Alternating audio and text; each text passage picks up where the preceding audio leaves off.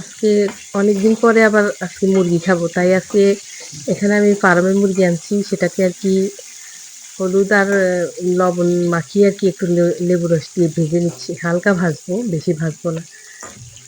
তো এগুলাকে আগে ভেজে নিচ্ছি আর কি, তারপরে রান্নার প্রসেসে যাবো। আজকে কয়েকদিন থেকে আমার বাসায় আসলে কেমন জানি একটা যাচ্ছে, মানে আমার বিড়ালগুলো অসুস্থ। আমার ২টা বিড়াল অসুস্থ হয়ে মরে গেছে, আর বাকি ৩টার মধ্যে যেটা বড় ওই বিড়ালটাকেও মানে ওই ভাইরাসটা ধরছে আর কি। তো ও আজকে ২-৩ দিন থেকে খাওয়া খায় না।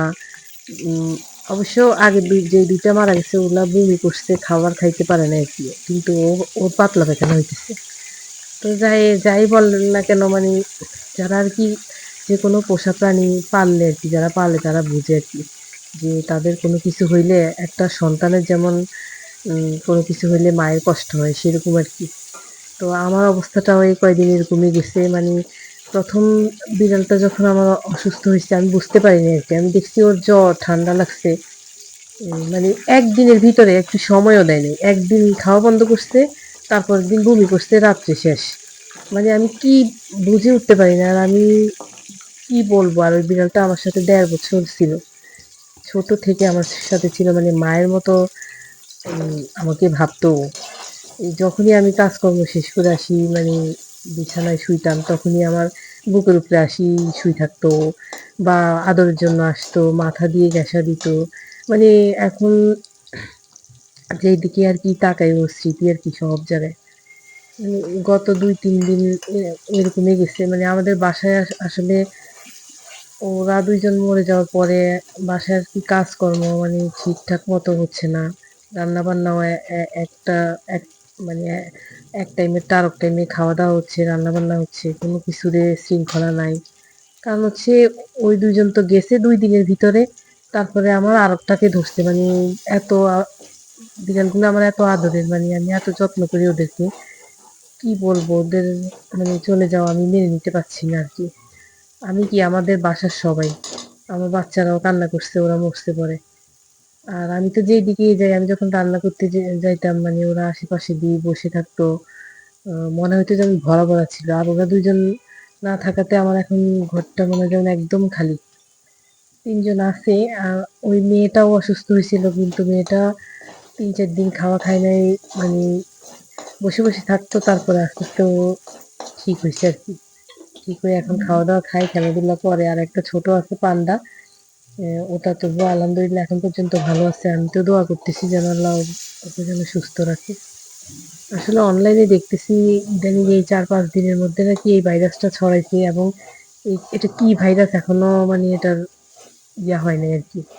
এই ধরে আর সাথে সাথে নাকি মরে যায় অনেক মানুষের। একজনের তো ১৭টা বিড়াল মারা গেছে, একজনের ৩টা এরকম। মানে ওই দিন লাইভে একজন আপু আর কি ইয়াতে ফেসবুকে দিয়েছিল আর কি, যে যারা বিড়াল পালেন আর কি তারা সাবধান হয়ে যান, এই ভাইরাস আসছে, এরকম এরকম আর কি। তখন ওইখানে দেখছি যে অনেক মানুষে বলছে হ্যাঁ আমারও মারা গেছে, আমার মারা গেছে। আমার কি যে খারাপ লাগছে। আল্লাহ, যারা পালে তারা বুঝবে যে এক একটা বিড়াল হারানোর কি মানে ব্যথা। অন্যরা হয়তো বুঝবে না, কারণ হচ্ছে যারা ওদের সাথে আসলে সময় কাটাইছে তারাই জানে, আর অন্যরা জানে না আর কি। তো যাই হোক, আমার বিড়ালটা এখন আস্তে আস্তে আলহামদুলিল্লাহ সুস্থ হয়ে উঠতেছে, যেটা আক্রান্ত আছে আর কি এখন বাসায়। ওই বাকি ২টাকে সরাই সরাই রাখতেছি। তাও ফ্ল্যাট বাড়িতে বুঝেন না, মানে অল্প একটু জায়গার মধ্যে তো যত কিছুই বলেন ঘুরে ফিরি সেই জায়গায় ওরা, এই আর কি। তাও চেষ্টা করতেছি সরাই সরাই রাখার, আর যেন ঠান্ডা না লাগে সেই ব্যবস্থা কম্বলের নিচে রাখতেছি।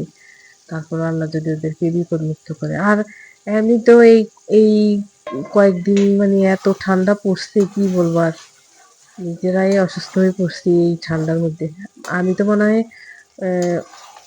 কয় বছর পরে এবার পড়ছি, সোয়েটার পরছি, আমি বলতে পারবো না। মানে ঢাকাতে এত বেশি আমার কাছে ঠান্ডা লাগে না, কিন্তু এবার আমার সোয়েটার পর্যন্ত পরতে হয়েছে, এত বেশি ঠান্ডা পড়ছে।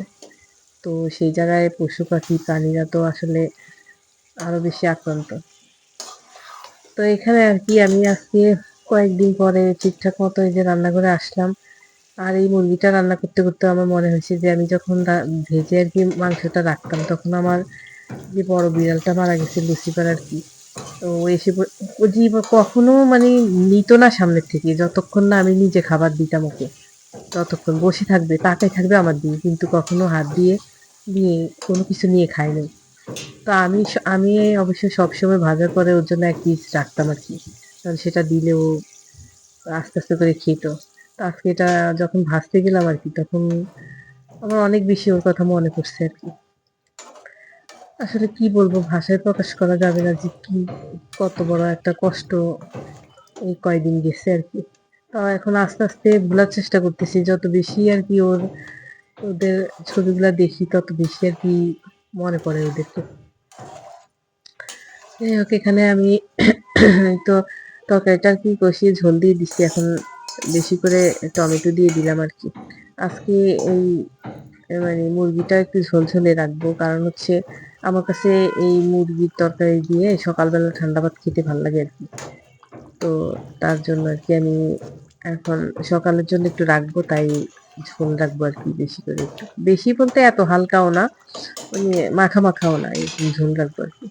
এর সাথে আমি নতুন আলু দিয়ে দিছি, কারণ হচ্ছে আমার কাছে নতুন আলু মুরগির সাথে খেতে অনেক বেশি ভালো লাগে। তো এই তো এখানে আমি কয়েকটা কাঁচামরিচ দিয়ে দিছি। তো আরো একটু ঝোল সামান্য একটু কমিয়ে আমি নামিয়ে নিব আর কি।